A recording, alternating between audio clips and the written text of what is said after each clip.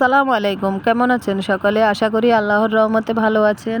শরীর অসুস্থ থাকার কারণে রান্না করতে মন চাইছিল না। বাসায় বাচ্চারা থাকাতে রান্না না করেও পারলাম না, তাই সহজ পদ্ধতিতে সামান্য একটু ডাল রান্না করে ফেললাম। আমি এখানে কিছুটা মসুরের ডাল পরিষ্কার করে ধুয়ে নিয়েছি, আর এটা আমি হাতে মাখিয়ে আজকে রান্না করব।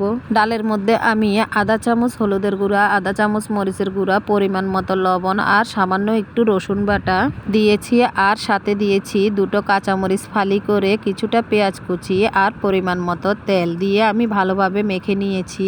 এখানে আমি কিছুটা চিংড়ি শুটকি পরিষ্কার করে ধুয়ে ডালের মধ্যে দিয়ে দিয়েছি, আর পরিমাণ মতো পানি দিয়ে চুলায় বসিয়ে দিয়েছি।